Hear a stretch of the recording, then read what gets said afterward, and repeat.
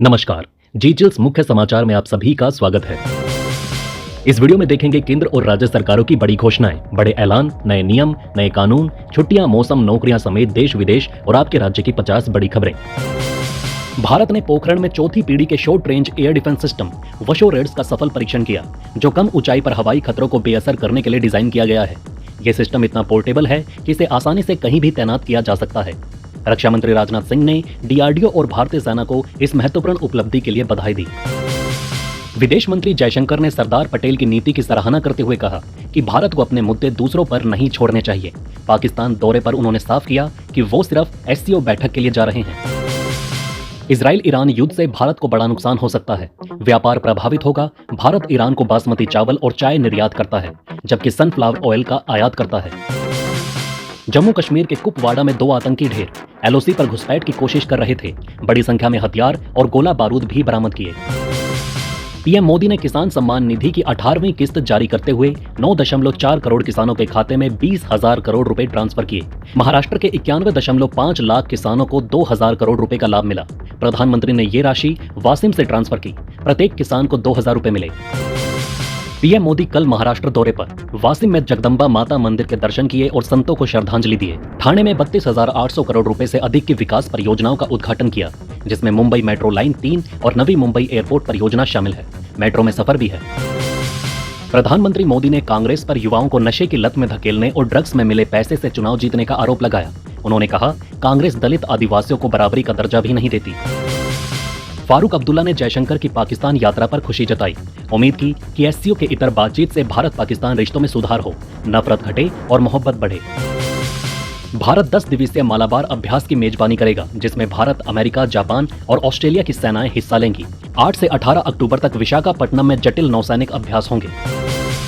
भगोड़े जाकिर नायक के पाकिस्तान में स्वागत पर भारत ने प्रतिक्रिया दी।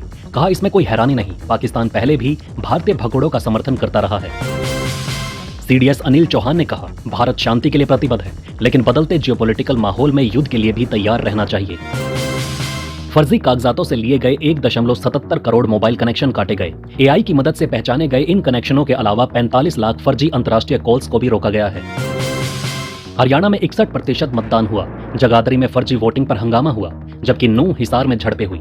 विनेश फोगाट ने बूथ कैप्चरिंग के आरोपों को खारिज किया। आगे बढ़ने से पहले आप सभी के लाइक और कमेंट के लिए दिल से शुक्रिया। सुप्रीम कोर्ट ने कहा कि सिर्फ सरकार की आलोचना करने पर पत्रकारों पर आपराधिक केस दर्ज नहीं होना चाहिए। अनुच्छेद 19(1)(a) के तहत पत्रकारों के विचार व्यक्त करने की आजादी सुरक्षित है। राहुल गांधी ने कोल्हापुर में संविधान की रक्षा के लिए आरक्षण पर 50% सीमा हटाने की बात कही। उन्होंने कहा कि कांग्रेस और इंडिया ब्लॉक इस सीमा को हटाने के लिए कानून लाएंगे, जिससे आरक्षण का विस्तार हो सके। पीएम मोदी ने कौटिल्य आर्थिक सम्मेलन 2024 में कहा, यह भारत का समय है। भारतीय अर्थव्यवस्था मजबूत बुनियादी ढांचे के साथ महत्वपूर्ण परिवर्तन के दौर से गुजर रही है। दुनिया का भारत पर विश्वास बढ़ा है। राहुल गांधी ने कोल्हापुर में शिवाजी की प्रतिमा का अनावरण करते हुए भाजपा पर निशाना साधा। कहा, गलत नियत से मूर्ति बनाकर कोई फायदा नहीं। उन्होंने आरक्षण सीमा हटाने के लिए कानून लाने की बात कही। शिमला के संजौली में अवैध मस्जिद निर्माण पर नगर निगम ने सख्त कदम उठाते हुए 3 मंजिलें गिराने का आदेश दिया। मस्जिद कमेटी को अपने खर्च पर इसे तोड़ने की जिम्मेदारी दी गई है।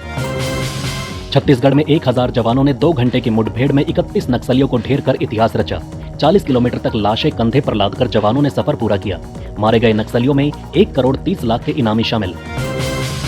सुप्रीम कोर्ट में SC/ST उप वर्गीकरण के फैसले के खिलाफ पुनर्विचार याचिकाएं खारिज की गई।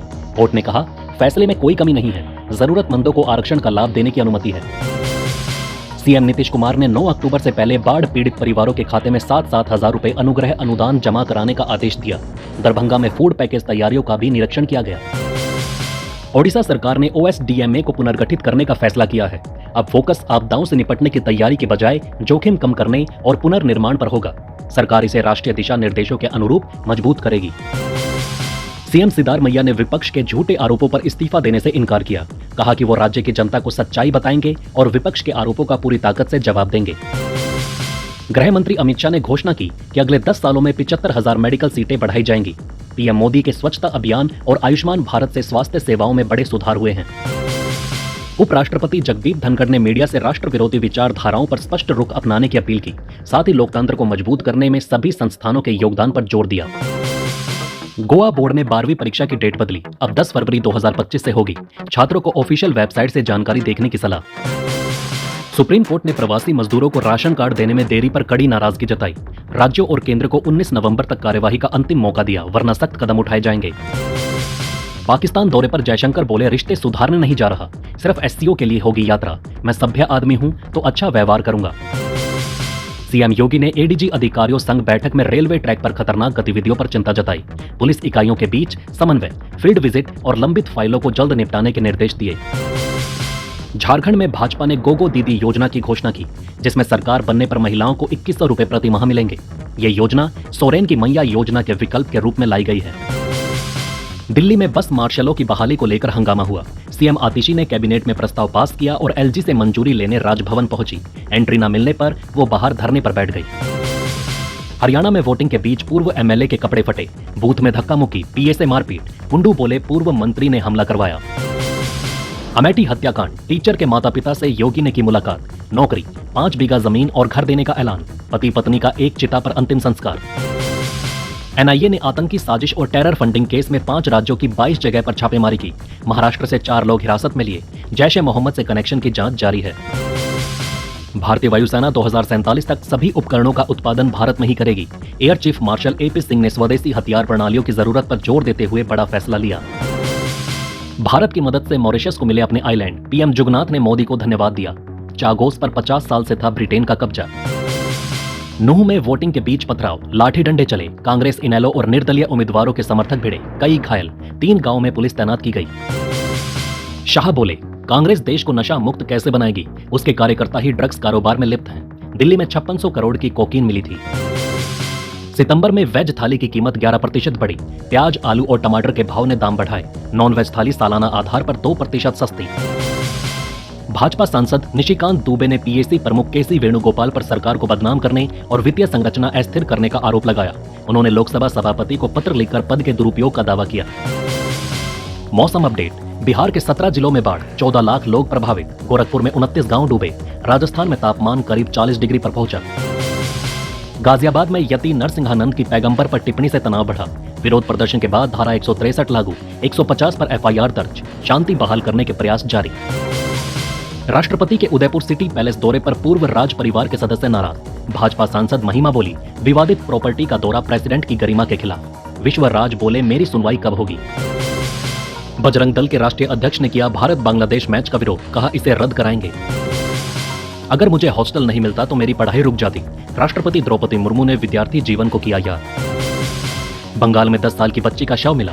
परिवार बोला, रेप के बाद हत्या हुई। भीड़ ने चौकी फूकी, अधिकारियों को बंधक बनाने की कोशिश की। अमरावती में हिंदू संत नरसिंहानंद के बयान से भड़की भीड़ ने पुलिस पर पथराव किया, जिसमें 21 पुलिस वाले घायल हुए। 1200 लोगों पर केस दर्ज, अब तक 26 की पहचान हो चुकी है।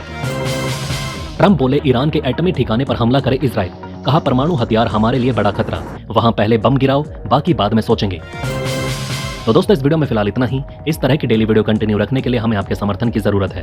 कृपया इस वीडियो को ज्यादा से ज्यादा शेयर करें और उम्मीद करते हैं कि आप इस वीडियो पर कम से कम 1000 लाइक देंगे। आप देख रहे थे जी चिल्स, जल्द पूरे होंगे आपके सारे विल्स। धन्यवाद।